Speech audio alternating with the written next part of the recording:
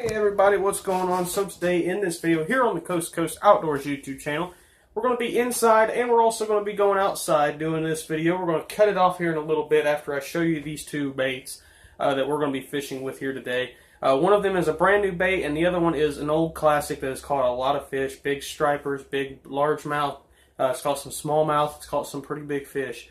So we got a new size in that bait here at Doc's Lure Company, and I figured why not go ahead and show it to you guys and then go out and go fishing. It's actually a very nice and warm day, but the wind is a little bit bad, so if there is some wind noise, I do apologize because it's going to be kind of hard to block the wind because it's kind of blowing a little bit harder today. Tomorrow they're calling for like gale force winds, you know, as bad as like a category 1 or 2 hurricane.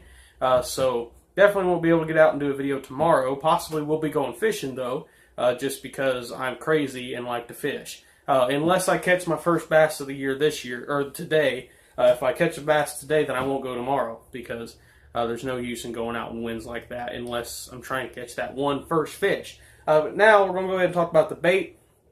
This bait right here has caught a lot of fish in a lot of different places. This is the Gunner 3.5. Comes in an 8-pack. This color here is Green Pumpkin Magic. Probably one of my favorite colors of any swim bait at this point. It catches a lot of fish. Bluegill, bass, crappie. The green pumpkin color is definitely my favorite, but this one right here is a bass smasher. It's also caught some big stripers, and it's also caught some big, what are them things called? Walleye. That's what it is. Had to think about it for a second. But this thing is a great bait. I've used it a lot. I've caught a lot of fish with it, but I've been wanting to make a new size in it for a while.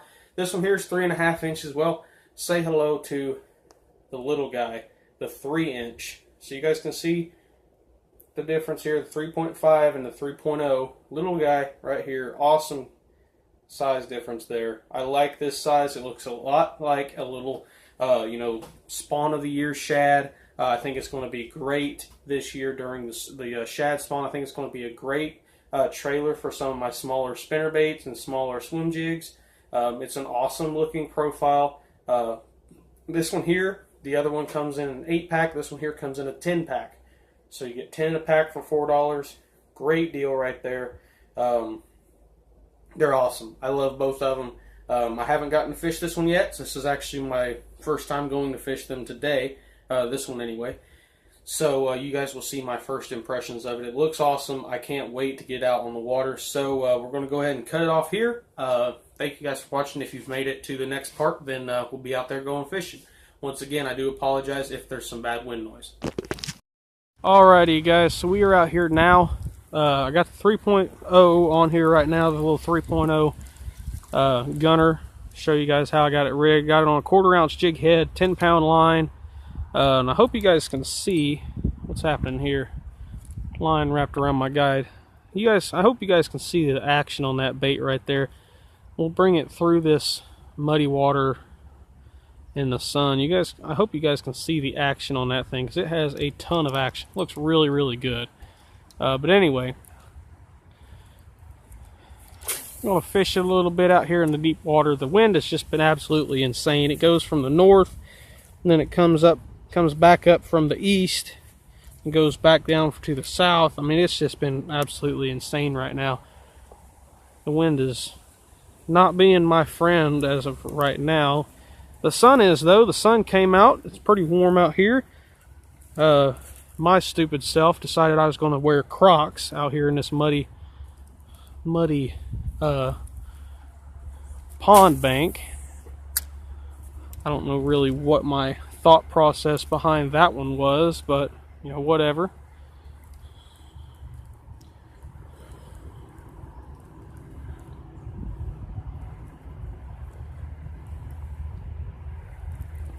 I've got the 3.0 on here, rigged up 1/4 ounce head with 10-pound line on this spinning rod. Then my 3.5, I've actually got it kind of backwards set up. I've got it on a bait caster, but I've only got 8-pound line on it.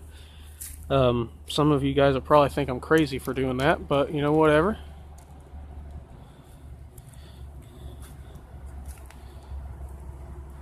Today is a good day. I tell you what, it's a really nice day out here.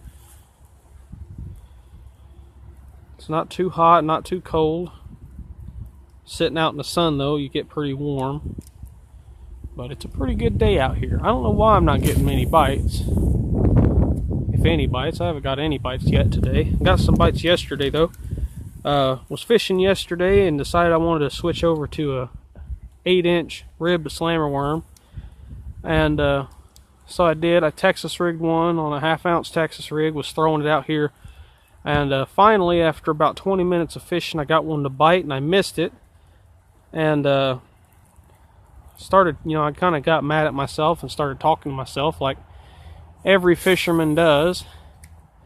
And suddenly I heard something running back here behind me. And there was 4 does and a big old buck that came running right straight through here, ran down there, and ran across the road. This is a pretty good sized buck, bigger than anything I seen last year during deer season, that's for sure. So that was pretty cool to see. Pretty cool to see that they still have their antlers too. I mean, I guess it's kind of cool, but it kind of isn't at the same time. I know quite a few people that are wanting to start shed hunting here pretty soon. I do a little bit of shed hunting. I did a little bit last year. The only time I've ever been able to find sheds was 2 years ago, 2015 actually. So no, it wasn't 2 years ago. How many years ago was that? 4? Holy crap, 2015 was 4 years ago. Good Lord. Time goes quick when you're not realizing it. But anyway, back in 2015, the last day of deer season, I had missed a doe with my dad's crossbow, which is probably the reason why I hate crossbows so much. I hate hunting with a crossbow. I'd rather hunt with my regular bow. But if you like using a crossbow, go right on ahead. I don't care. But me personally, I don't use crossbow. Too much time reloading and everything. It's just not for me, I guess. But anyway, I'll go back to what I was saying. I had missed a doe on the final day of deer season. So I went and looked for my arrow. Couldn't find it. Went back the next morning with my dad and tried to find the arrow. And lo and behold, about probably a good 5 or 10 yards away from my stand. Actually, no, about 20 yards away from my stand, I'd say. About 20 yards, almost even from my stand. I found those 2 big sheds that I featured. I featured them in a couple different videos talking about deer hunting and stuff. I found 2 big sheds of about 140 to 150 inch buck. Just within shooting distance of my stand, and then I started hunting there a lot more and ended up killing those 2 deer the next year. I killed 2 of my biggest bucks ever with that out of that stand, and now probably more than likely won't be able to go hunting out of that stand anymore because the person that owns the land is an idiot that only cares about big bucks and antlers and doesn't actually care about deer meat. He actually doesn't even eat deer meat. That's how bad he is. Won't say his name. I know he don't watch my videos. I don't even think he has YouTube, but whatever. He's an idiot. He only cares about them big buck antlers and everything. And the reason why he decided to kick us out from hunting there is when I killed that 6-pointer this past year. I had enough with waiting on a big buck, was sick of hunting, sick of sitting out in the cold. A couple days before Christmas, I whacked me a nice 6-pointer, and I was very happy with it. Heart shot him, perfect. And he was none too happy with me. And there's a pretty good chance that we're not going to be hunting there anymore. Really don't know where we're going to be hunting this year. But, that's how it goes. Any more days, there's way too many of these antler hunters anymore. But anyway, get back to what I was saying with the shed hunting. I went back the next year and shed hunted a little bit and found this was a really old shed. It was, probably 4 or 5 years old. Had been chewed up by the squirrels. It was only a 3-pointer. or at least it now is a 3-pointer. It might have had another point. The squirrels ate off of it. That's pretty much all the sheds that I've ever found. Most of my shed hunting adventures since then have pretty much just turned into mushroom hunts, and ended up finding a bunch of mushrooms. Now, mushroom hunting, that is something that I've done a lot of, and usually find a good batch of them. Sometimes I do, sometimes I don't. You know, there's been some days where I went out and wanted to go shed hunting, and it turned into a mushroom hunt, and ended up finding, you know, a good, probably a quart Ziploc bag full of mushrooms. That's how it happens sometimes. I think after this cast here, we're going to make this cast right there. And we're going to crawl it really slowly on the bottom and see what happens. If nothing happens, then we'll switch over to the 3.5. And throw a little bit of a bigger profile out there. See if maybe slow rolling a bigger bait might help a little bit.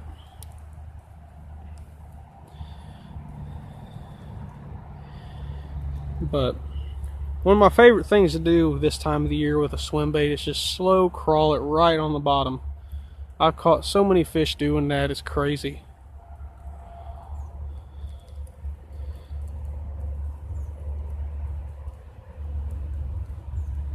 One thing that can help you a lot in fishing with these, you know, a jig or a you know, small swim bait or whatever you're fishing at the time, is when you get to where you're around brush and you feel your bait hit a piece of brush or something, don't pop it free or anything. Just let it sit there for a second, because believe it or not, something that I've had happen to me a lot, and I've actually used this technique and I've caught some pretty good fish doing it.